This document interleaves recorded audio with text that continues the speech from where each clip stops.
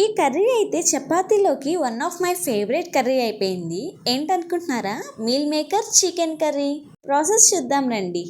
ముందుగా క్లీన్ చేసుకున్న చికెన్లో ఉప్పు, కారం, పసుపు వేసుకొని మొత్తం బాగా కలిపేసుకొని ఫ్రిడ్జ్లో పెట్టుకోండి.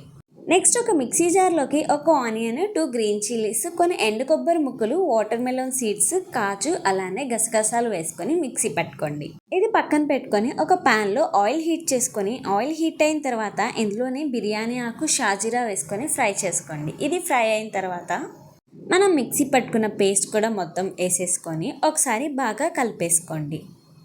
ఇది ఎంత బాగా కలిపేసుకున్నాక ఇందులోనే కొంచెం సాల్ట్, కొంచెం పసుపు, అలానే అల్లం వెల్లుల్లి పేస్ట్ కూడా వేసేసుకొని బాగా కలిపేసుకోండి.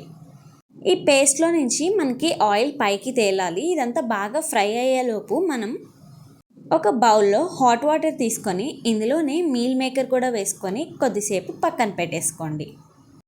ఈలోపు ఈ పేస్ట్ అంతా బాగా ఫ్రై అయిపోయి ఆయిల్ పైకి తేలిపోతుంది. ఇందులోనే ఒక టమోటా కూడా యాడ్ చేసుకొని టమోటాని బాగా మగ్గించుకోండి.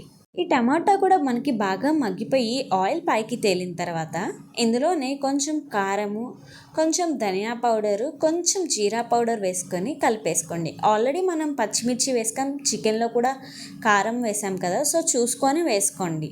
మరి ఎక్కువ ఏం పట్టదు. మసాలాలు కూడా బాగా వేగి ఆయిల్ పైకి తేలిన తర్వాత మనం మ్యారినేట్ చేసుకున్న చికెన్ కూడా వేసేసుకోండి. చికెన్ని ఒక 2 మినిట్స్ ఫ్రై చేసుకోండి, సరిపోతుంది. చికెన్ 2 మినిట్స్ ఫ్రై చేసుకున్న తర్వాత ఇందులోనే వాటర్ వేసుకొని బాగా కలిపేసుకోండి. సాల్ట్, కారం ఏదైనా సరిపోకపోతే అడ్జస్ట్ చేసుకొని మూత పెట్టేసుకోండి. ఇది ఉడికేలోపు మనం వాటర్లో వేసిన మీల్ మేకర్ని కూడా వాటర్ లేకుండా మొత్తం పిండేసుకోండి. బాగా నేను వీడియోలో చూపిస్తున్నా కదా, అలా అన్ని మీల్ మేకర్స్ని పిండేసుకొని పక్కన పెట్టేసుకోండి. ఈ కర్రీని కూడా మధ్య మధ్యలో మూత తీసి కలుపుకుంటూ చెక్ చేసుకుంటూ ఉండండి, అడగంటుకుంటూ ఉంటుంది. ప్రాసెస్ అంతా మనకి సిమ్లోనే ఉండాలి. కూరలో నుంచి ఆయిల్ పైకి తేలిన తర్వాత ఇందులోనే మీల్ మేకరు, కొద్దిగా కరివేపాకు రెమ్మలు, అలానే కొంచెం గరం మసాలా వేసుకొని కలిపేసుకోండి. ఫ్లేమ్ని లో టు మీడియంలోకి అడ్జస్ట్ చేసుకోండి. మీకు గ్రేవీ ఇంకొంచెం ఎక్కువగా కావాలనుకుంటే ఇంకొన్ని వాటర్ వేసుకోండి.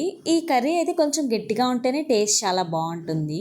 ఇది లో ఫ్లేమ్లోనే ఆయిల్ పైకి తేలిన తర్వాత ఫైనల్గా కొద్దిగా కసూరి మేతి, అలానే కొత్తిమీర వేసుకొని స్టవ్ ఆఫ్ చేసుకోండి. అంతే అండి, meal maker chicken curry ready అయిపోతుంది. ఈ కర్రీ అయితే చపాతీ, పూరి దేంట్లోకైనా చాలా బాగుంటుంది. ఒకసారి మీరు కూడా ట్రై చేసి మీకు ఎలా కుదిరిందో కమెంట్ చేసేయండి. నచ్చితే లైక్ చేసి సబ్స్క్రైబ్ చేసుకోండి. Thank you.